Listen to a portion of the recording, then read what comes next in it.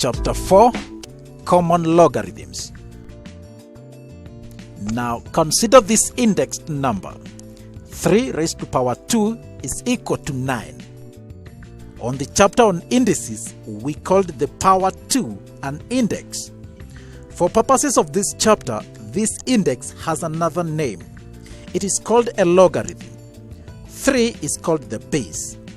A logarithm is simply the power to which a given base is raised to give a particular number. In this case, we say that 2 is the logarithm of 9 to base 3. In shorthand, we write log to base 3 of 9 is equal to 2. Can you translate this into index form?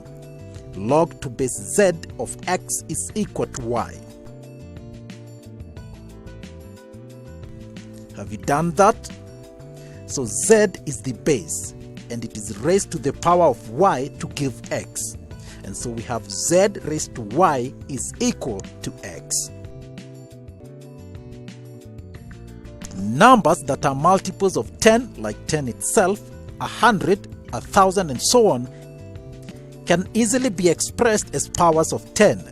And so 10 raised to power 1 is equal to 10. That means log to base 10 of 10 is equal to 1. 10 raised to power 3 is 1000. That means log to base 10 of 1000 is equal to 3. 10 raised to power 6 is 1,000,000, which means log to base 10 of 1,000,000 is equal to 6. When the base is 10, we use the term common logarithm. All other numbers can be expressed as logarithms to base 10. Let's try 2, for example. Get a calculator and try this. 10 raised to the power of 0.3010. It will surprise you that 10 raised to the power of 0.3010 is equal to 2. We say that log to base 10 of 2 is equal to 0.3010. Trying with 3, we get 0.4771. And so 10 raised to the power of 0.4771 is equal to 3, meaning that log to base 10 of 3 is equal to 0.4771. When dealing with common logarithms, the base is often omitted, and so we would simply have log 2 is equal to 0.301 and log 3 is equal to 0.4771.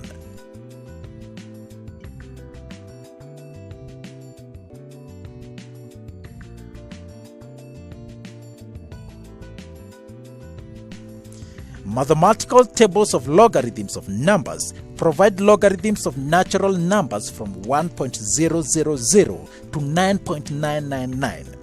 They look just like the other tables we have seen before and are read the same way.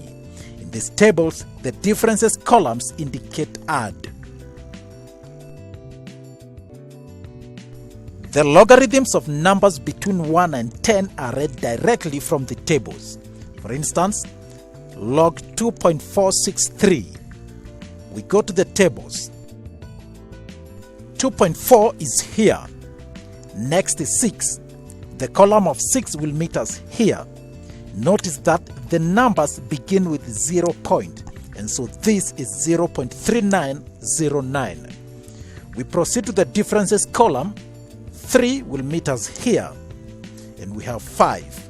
So we add, and we shall get 0.3914. And so log 2.463 is equal to 0.3914. That means 10 raised to the power of 0.3914 is equal to 2.463.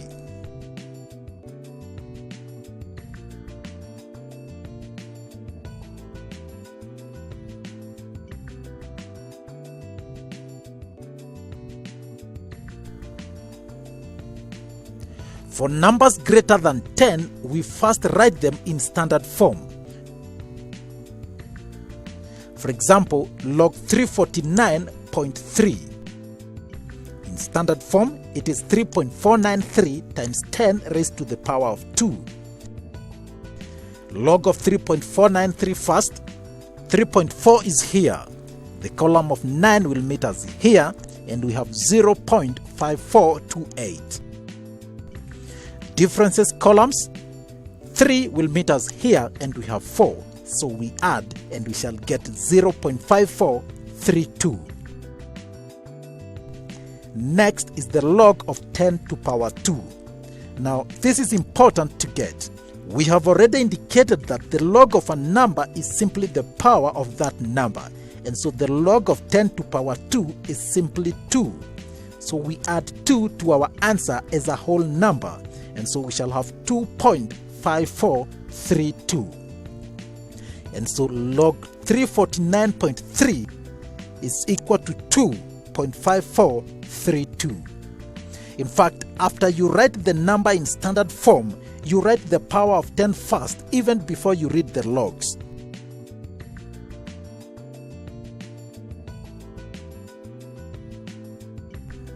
Let's have another example. Log 39. In standard form, that is 3.9 times 10 to power 1. The power of 10 is 1, and so log of 10 to power 1 is 1.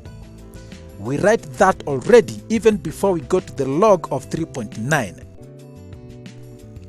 3.9 is the same as 3.90.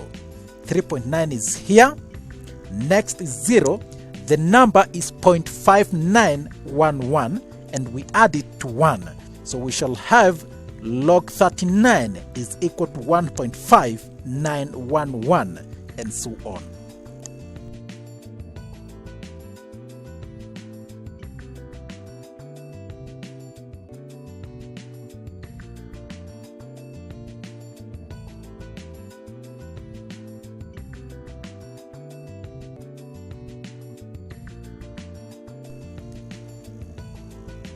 Numbers less than 1. Again, for these numbers, we first write them in standard form. For example, the log of 0.514. In standard form, that is log 5.14 times 10 raised to power of negative 1. The log of 10 raised to power negative 1 is negative 1. The log of 5.14, we have 0.7110.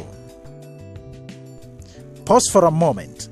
Notice that the log of 10 raised to power negative 1 is a negative, but that of 5.44 is a positive. If we give the log of 0.514 as negative 1.7110, it will be misleading, because this way we shall be indicating that the entire figure is a negative, but it is not. What we do is that we write the negative sign above 1, so we say it's 1 bar, and that's the logarithm of 0.514.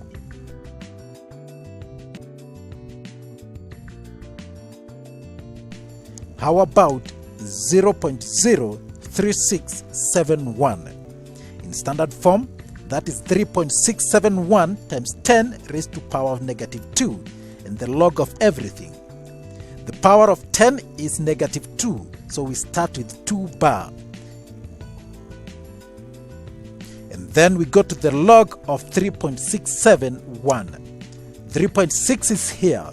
7 will meet us here. We have 0.5647. Then to the column of 1, and the number is 1. We add and we get 2 bar 0.5648. In a logarithm, the integer part before the decimal is called the characteristic, and the decimal part is called the mantissa.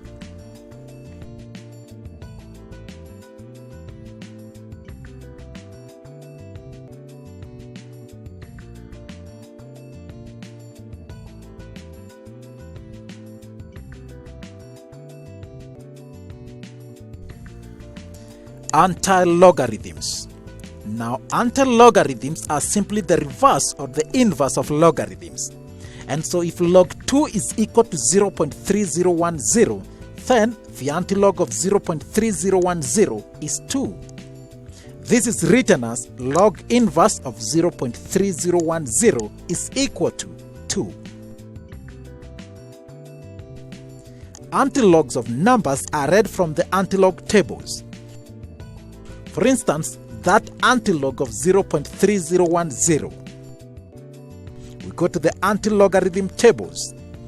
We locate 0.3 in the x column. Then go to the column of 1. They coincide here and the number is 2.000. How about the antilog of 1 bar 0.4771? Now, the fact that we have a 1 bar means that we had 10 raised to the power of -1. This is the antilog of 1 bar. Then we find the antilog of the mantissa, 0.4771. If you go to the antilogarithm tables, that is 3.000. And so the antilog of 1 bar 0.4771 is 3 times 10 raised to the power of -1, or simply 0.3.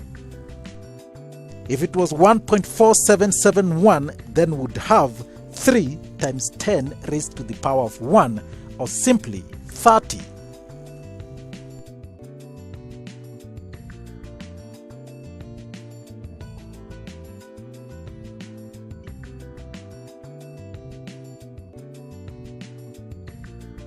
Applications of logarithms.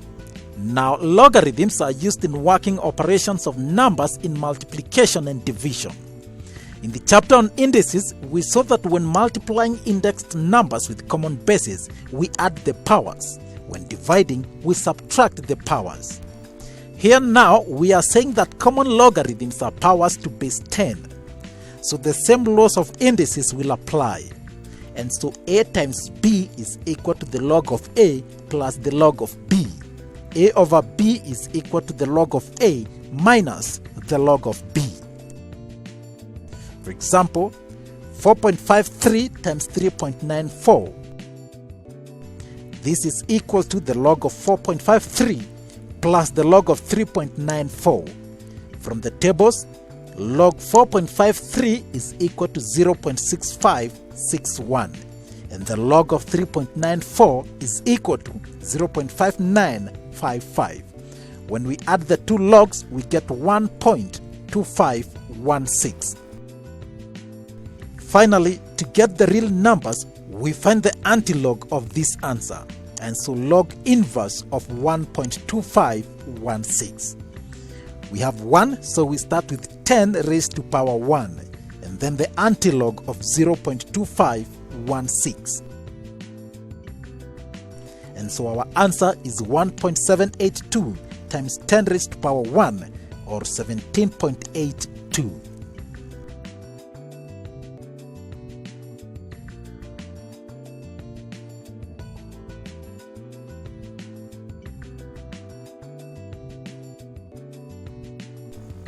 What of 53.31 divided by 0.391?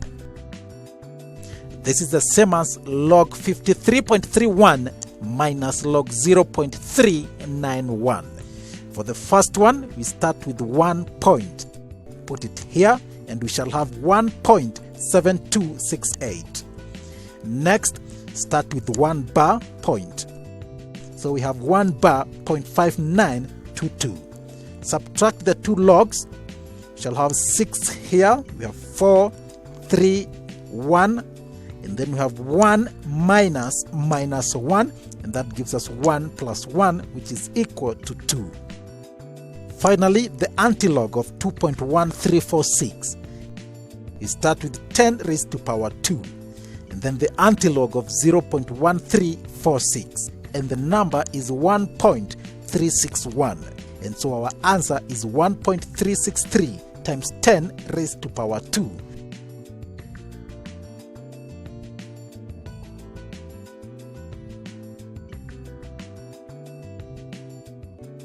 Now in indices, we saw that to find the square root of an indexed number, we divide the power by 2. Here again, we divide the logarithms by 2 or multiply by a half. That is to say, the square root of a is equal to a half the log of a. For instance, the square root of 1.43 is equal to a half times log 1.43. That is equal to a half times the log of 1.43 is 0.1553.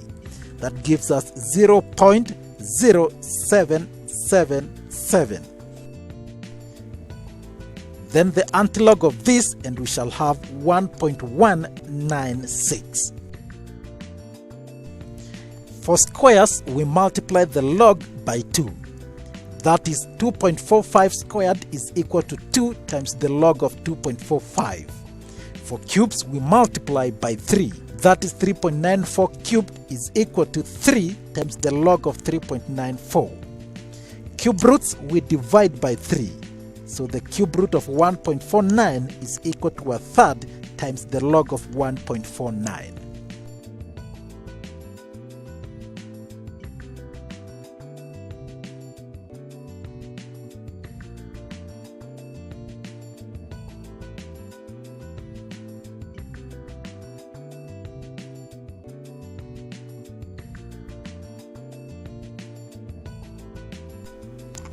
Finally, we work out this huge example. Without using a calculator, evaluated this. Now, we won't be going back to the logarithm tables to save on time. We'll just work this one out. Now, when working out such a long process, it's easier to arrange your work in an orderly manner. So we start with the numerator part. We shall have numbers here and their logarithms here. 4.592, the logarithm is 0.6620. 0.521, the log is 1 bar 0.7168. 16.25 is 1.2109.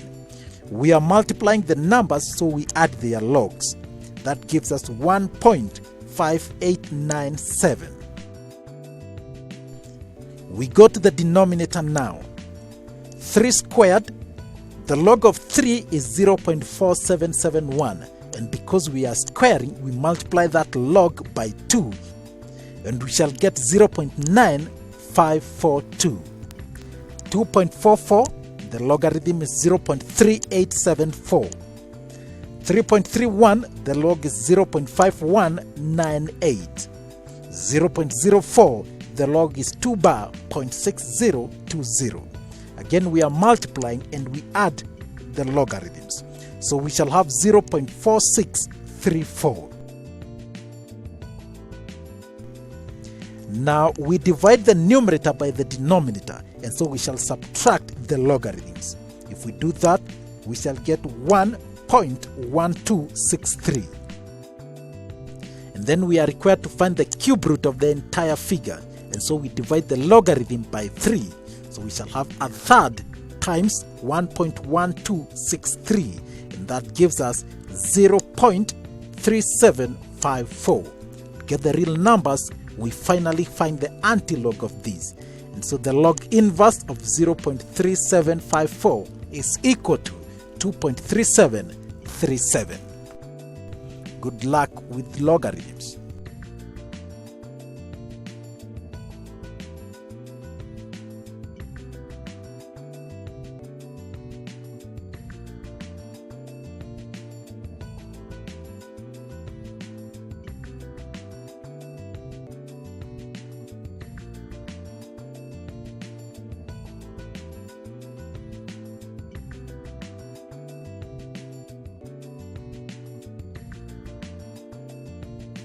The way we teach it in university and in high school as well, and colleges, is if you fall behind, you're in desperate trouble. That if you miss a class or miss an idea or don't do your homework, you go to the next class and the teacher assumes you know it, but it's like Greek to you. And so the biggest challenge is not falling behind, and the strategy is do whatever needs to be done so you don't fall behind. Seek help wherever you can find it, from students, from student help centers, from the teacher, from the teaching assistant, wherever you can get it. Because if you fall behind, it's like you're missing a floor in the building, you're missing a brick in the wall, and you just can't build the second floor without a good understanding of the first floor.